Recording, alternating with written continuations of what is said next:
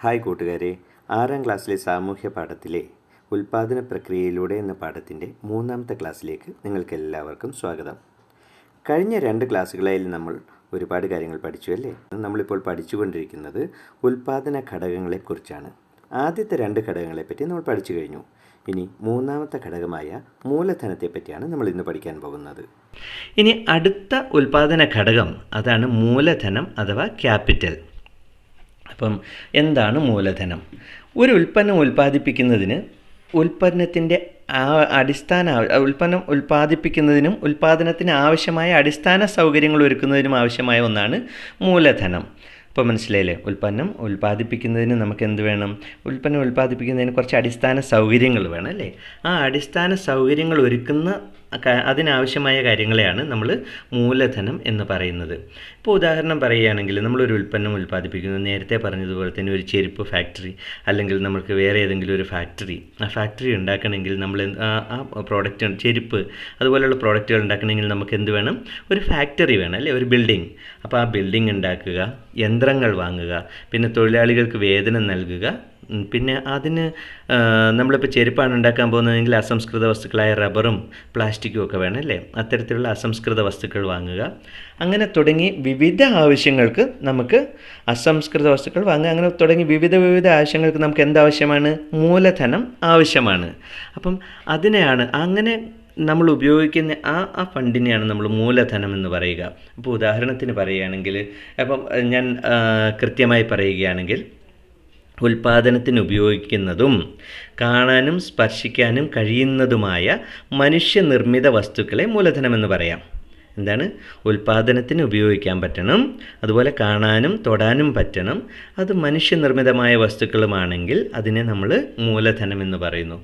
അപ്പം ഉൽപ്പാദനത്തിന് ഉപയോഗിക്കുന്ന സാധനങ്ങൾ എന്തൊക്കെയായിരിക്കും? നിങ്ങൾ പറയൂ. ഇപ്പോൾ ഉദാഹരണത്തിന് ഉൽപ്പാദനത്തിൻ്റെ ഒരു ഫാക്ടറി ആണെങ്കിൽ അതിലെന്തൊക്കെ വേണം? യന്ത്രങ്ങൾ വേണം അല്ലേ?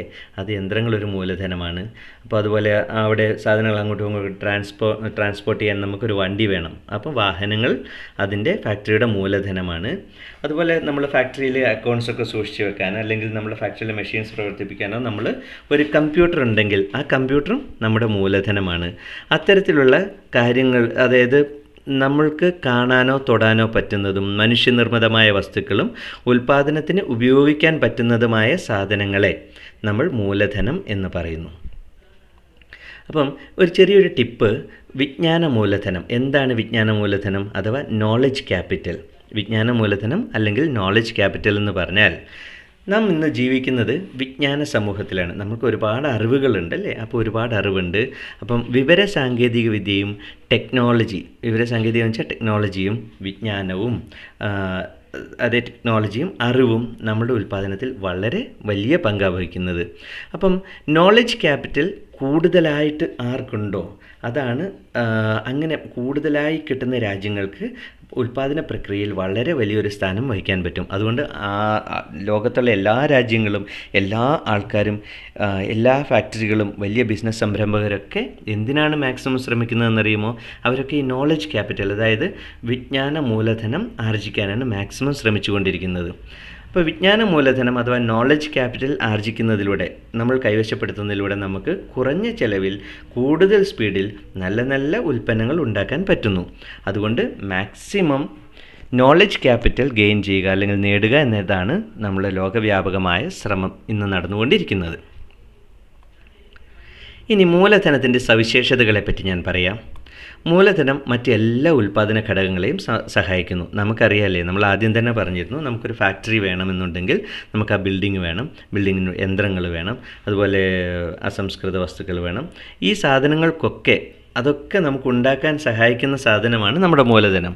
അപ്പോൾ തീർച്ചയായും മൂലധനം മറ്റെല്ലാ ഉൽപ്പാദന ഘടകങ്ങളെയും സഹായിക്കുന്നുണ്ട്. ഇപ്പോൾ തൊഴിൽ വേണം, തൊഴിലിന് നമ്മൾ പ്രതിഫലം കൊടുക്കണം അല്ലേ? അപ്പോൾ പ്രതിഫലം കൊടുക്കണമെങ്കിൽ നമ്മുടെ കയ്യിൽ പൈസ വേണം. പണം ഒരു മൂലധനമാണ്. അപ്പം ആ മൂലധനം എന്താണ്? എല്ലാ ഉൽപ്പാദന ഘടകങ്ങളെയും സഹായിക്കുന്ന സാധനമാണ് മൂലധനം. ഇനി വേറൊരു പ്രത്യേകത, മൂലധനം തൊഴിലാളികളുടെ ഉൽപ്പന്ന നിർമ്മാണത്തിനുള്ള ശേഷി വർദ്ധിപ്പിക്കുന്നു. എങ്ങനെയായിരിക്കും? കാരണം സാധാരണഗതിയിൽ മാനുവലി ഒരു തൊഴിലാളി ഒരു സാധനം ഉണ്ടാക്കുന്നതും ഒരു യന്ത്രം ഉപയോഗിച്ച് ആ സാധനം ഉണ്ടാക്കുമ്പം ഒരാൾ 1 മണിക്കൂറിൽ ഒരു സാധനം ഉണ്ടാക്കുന്നു. അതേ സാധനം ഒരു യന്ത്രം ഉപയോഗിച്ചുണ്ടാക്കുകയാണെങ്കിൽ ചിലപ്പോൾ 50 എണ്ണം ഉണ്ടാക്കാൻ പറ്റും. അപ്പോൾ ഉൽപ്പന്ന നിർമ്മാണത്തിനുള്ള ശേഷി വർദ്ധിപ്പിക്കുകയാണ്. അപ്പോൾ ഞാൻ നേരത്തെ പറഞ്ഞിരുന്നു, ഒരു ഫാക്ടറിയിലെ യന്ത്രം ആ ഫാക്ടറിയുടെ മൂലധനമാണ്. അപ്പോൾ മൂലധനം ഉൽപ്പന്ന നിർമ്മാണത്തിനുള്ള ശേഷി വർദ്ധിപ്പിക്കുന്നു. അതുപോലെ മൂലധനം ചലനാത്മകമാണ്. നേരത്തെ ഞാൻ പറഞ്ഞു ബിൽഡിങ്, അപ്പം അങ്ങനെയുള്ള സാധനങ്ങൾ ഇതല്ല, അതായത് നമുക്ക് അങ്ങോട്ടും ഇങ്ങോട്ടുമൊക്കെ മാറ്റിക്കൊണ്ടിരിക്കാൻ പറ്റുന്ന കാര്യങ്ങളല്ല. പക്ഷെ മൂലധനം നമുക്ക് മാറ്റാൻ പറ്റുന്ന സാധനമാണ്. അതുപോലെ മൂലധനത്തിനും പ്രതിഫലമുണ്ട്. നേരത്തെ പറഞ്ഞ ഒരു കാര്യമാണ്, എല്ലാ ഉൽപ്പാദന ഘടകങ്ങൾക്കും ഒരു പ്രതിഫലമുണ്ട്. അപ്പോൾ ആദ്യമായി നമ്മൾ പറഞ്ഞ ഉൽപ്പാദന ഘടകമാണ് ഭൂമി. ഭൂമിയുടെ പ്രതിഫലം എന്താണ്? ഭൂമിക്ക് കിട്ടുന്ന പ്രതിഫലത്തിന് നമ്മൾ പറയുന്ന പേരാണ് എന്താണ്? റെൻറ്റ് എന്ന് പറയുന്നത് അല്ലേ. അതുപോലെ രണ്ടാമത്തത് തൊഴിലിന് നമ്മൾക്ക് കിട്ടുന്ന പ്രതിഫലമാണ് കൂലി. മൂന്നാമത്തെ ഘടകമാണ് ഉൽപ്പാദന ഘടകമാണ് മൂലധനം. മൂലധനത്തിന് നമുക്ക് കിട്ടുന്ന പ്രതിഫലം പലിശയാണ്. ഇനി നാലാമത്തെ ഘടകത്തെ പറ്റി പറയുമ്പോൾ, നാലാമത്തതും പ്രധാനപ്പെട്ടതുമായ ഒരു ഉൽപ്പാദന ഘടകമാണ് സംഘാടനം അഥവാ ഓർഗനൈസേഷൻ.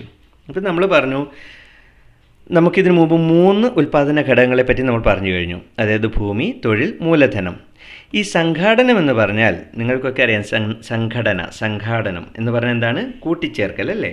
സംഘടന എന്ന് പറഞ്ഞാൽ കൂട്ടിച്ചേർക്കുന്നതിനാണ് നമ്മൾ സംഘടന എന്ന് പറയുന്നത്.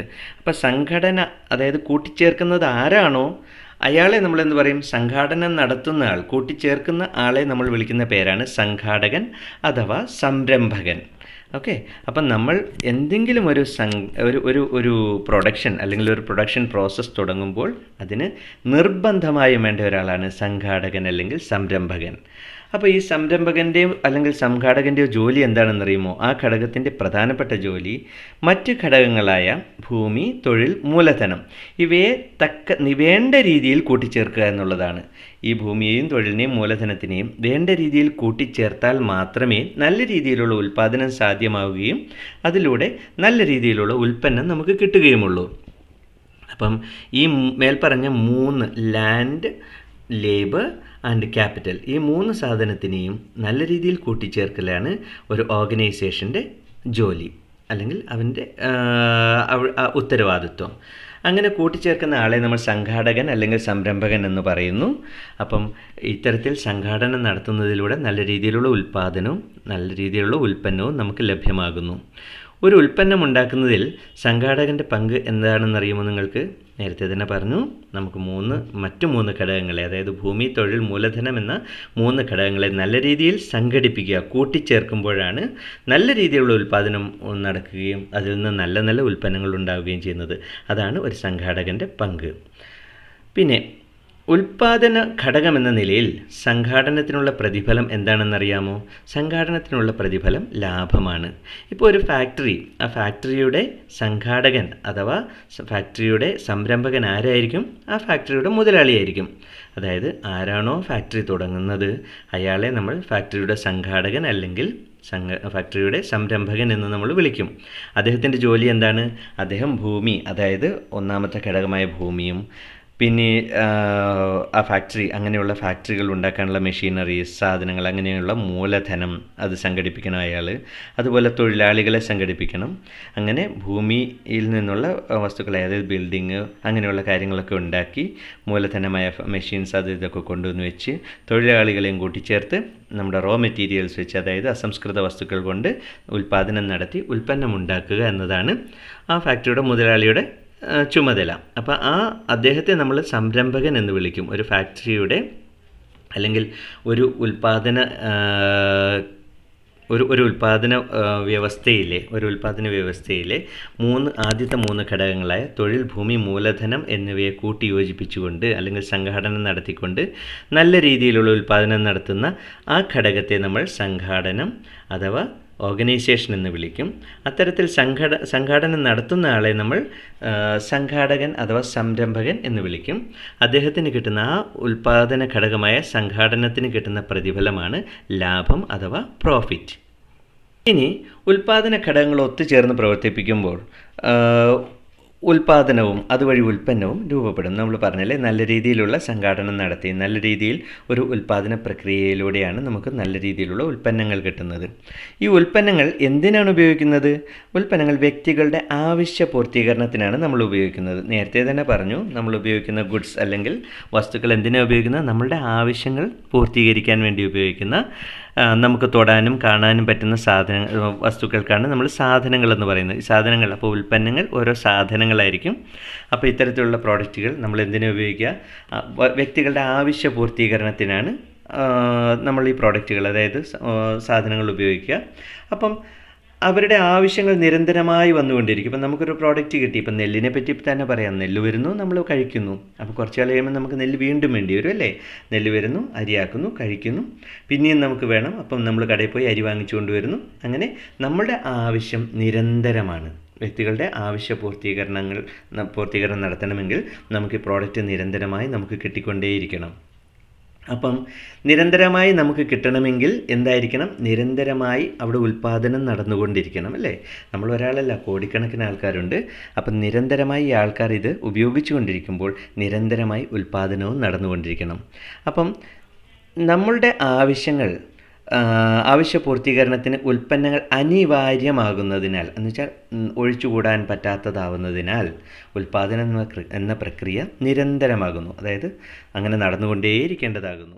അടുത്ത ക്ലാസ്സിൽ നമുക്ക് സാമ്പത്തിക പ്രവർത്തനങ്ങളുടെ ചാക്രിക പ്രവാഹങ്ങളെപ്പറ്റി പഠിക്കാം. അപ്പോൾ ഇന്നത്തേക്ക് ഇത്രയും മതി. ഈ ക്ലാസ് നിങ്ങൾക്ക് ഇഷ്ടപ്പെട്ടെങ്കിൽ തീർച്ചയായും നിങ്ങളുടെ കൂട്ടുകാർക്ക് ഷെയർ ചെയ്യണം. ഇനിയും നിങ്ങൾ സബ്സ്ക്രൈബ് ചെയ്തിട്ടില്ലെങ്കിൽ ഈ ചാനൽ സബ്സ്ക്രൈബ് ചെയ്യാനും മറക്കരുത് കേട്ടോ.